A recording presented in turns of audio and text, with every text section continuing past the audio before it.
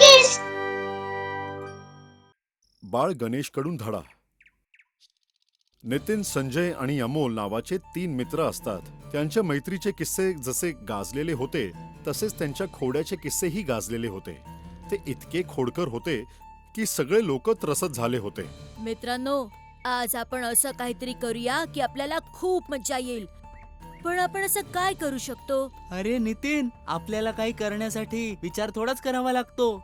जे करायचंय ते करून टाकायचं आणि मजा घ्यायची. पण कोणी माणूस भेटतच नाहीये ज्याला आपण थोडा त्रास देऊ शकू.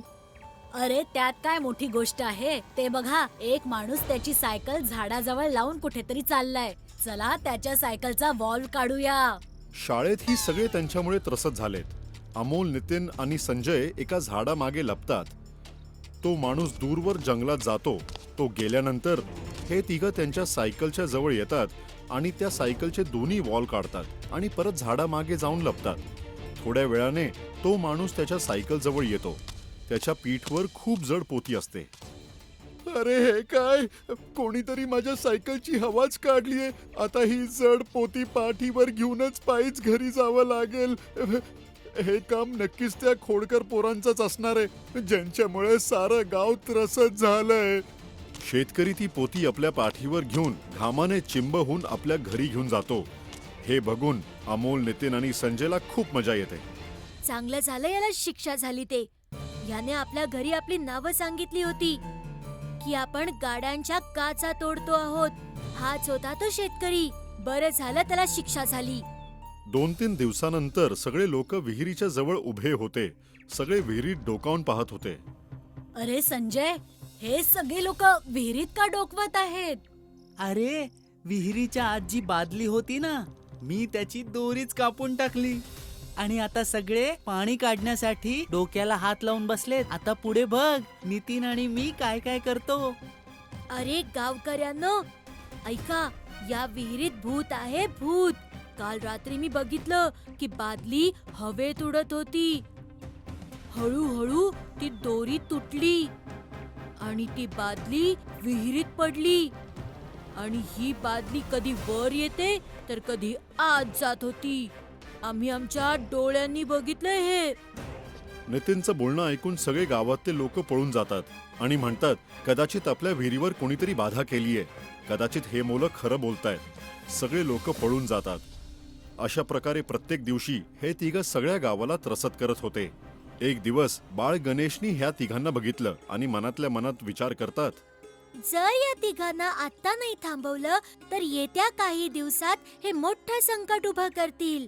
कदाचित कुणी गरीब गरजू व्यक्ती या तिघांच्या खोडीची शिकार होईल. मोठा अनर्थ होईल. यासाठी या तिघांना धडा शिकवायलाच हवा. बाळ गणेश एका लहान मुलाचं रूप घेतात आणि स्वतःला विराज असं नाव देऊन तिघांच्या समोर जातात. ऐका मित्रांनो, मलाही तुमच्यासारखं खोड्या करायला खूप आवडतं. तुझं नाव काय आहे? माझं नाव विराज आहे. पण आम्ही यावर कसा विश्वास ठेवू की तुला पण मस्ती करायला आवडते? तुझ्या डोक्यातून काहीतरी युक्ती काढ. कोणाची तरी अगदी वाईट प्रकारे खोडी काढून दाखव. तेव्हाच आम्ही तुला आमच्या ग्रुपमध्ये यायला देऊ. अरे, हा तर माझ्या डाव्या हाताचा खेळ आहे. बोला, काय करायचंय? कोणाला त्रास द्यायचा आहे? ते तर तुलाच सांगायचं आहे. सांगायचं काय मित्रांनो, तुम्हाला डोळ्यांनीच दाखवतो. चला माझ्यासोबत.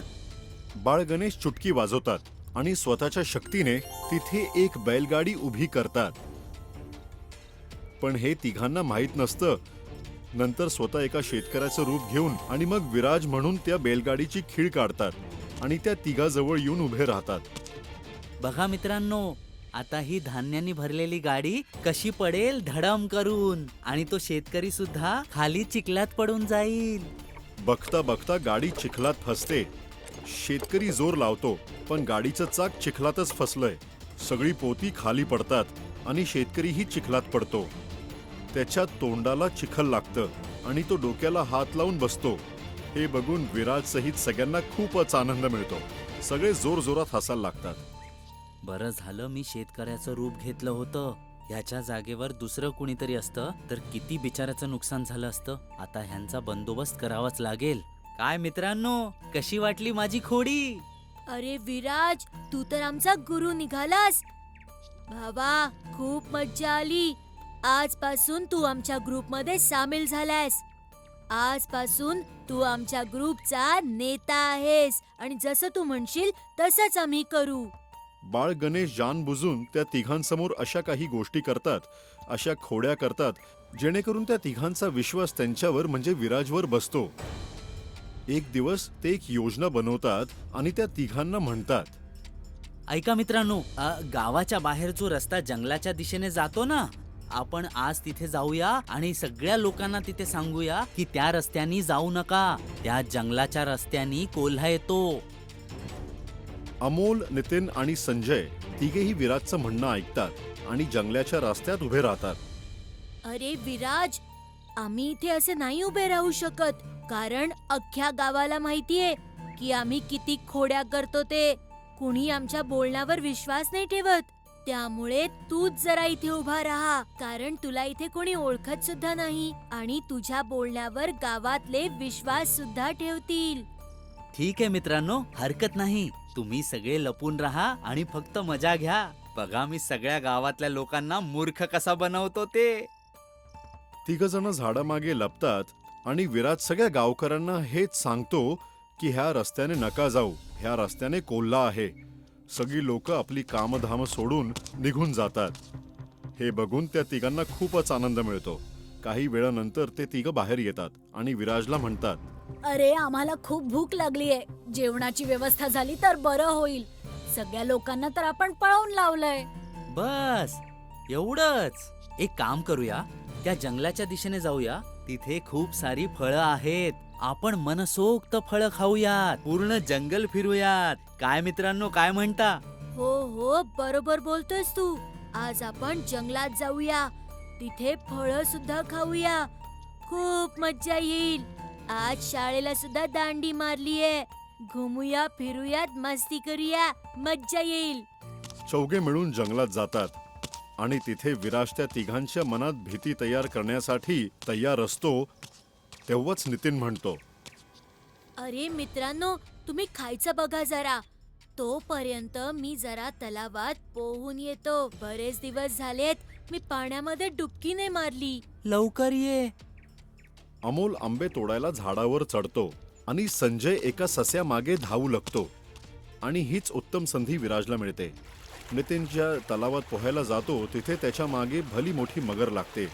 नितीन जोर जोरात आवाज देतो, विराज, विराज मला वाचव, विराज मला वाचव. अमोल ज्या झाडावर बसतो ते झाड हळूहळू वाढायला लागतं. ते हळूहळू वाढत वाढत आकाशाच्या टोक्याला लागतं. अरे विराज, तू मला लहान का दिसतोयस?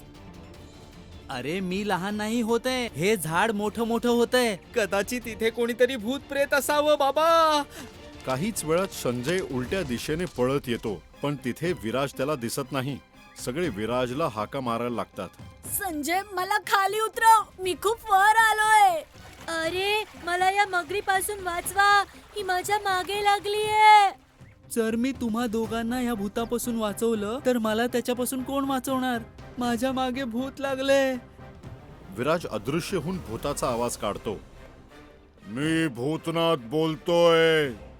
चांगलं झालं तुम्ही माझ्या कब्ज्यात आलात. खूप दिवसापासून मला कोणी शिकार मिळालं नव्हतं. आता मी तुम्हाला खाणार आहे.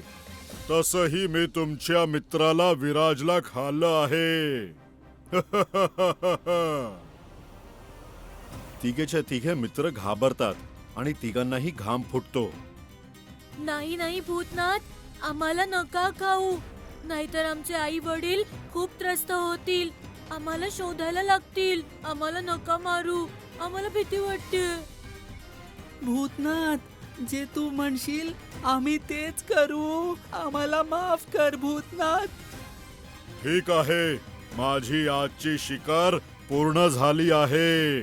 तुझ्या मित्राला विराजला मी खाल्लं आहे, पण लक्षात असू द्यात, आता जर तुम्ही खोड्या केल्या तर मी तुमच्या घरी येऊ शकतो. नाही नाही, आम्ही वचन देतो की आम्ही यापुढे कधीच कोणाला त्रास नाही देणार.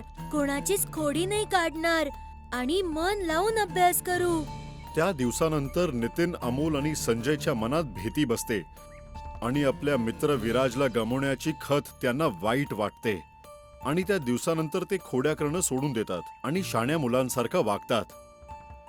हे बघून बाळ गणेशला खूप आनंद होतो आणि ते मनातल्या मनात म्हणतात, जर मी यांना धडा शिकवला नसता तर माहित नाही या तिघांनी काय केलं असतं. यांच्या मनात भीती असणं गरजेचं आहे म्हणून मला हे करावं लागलं. आता हे तिघ यापुढे कधीच असं नाही वागणार. ह्या गोष्टीतून आपल्याला हीच शिकवण मिळते की योग्य वेळात आपल्याला योग्य काम करायला हवं.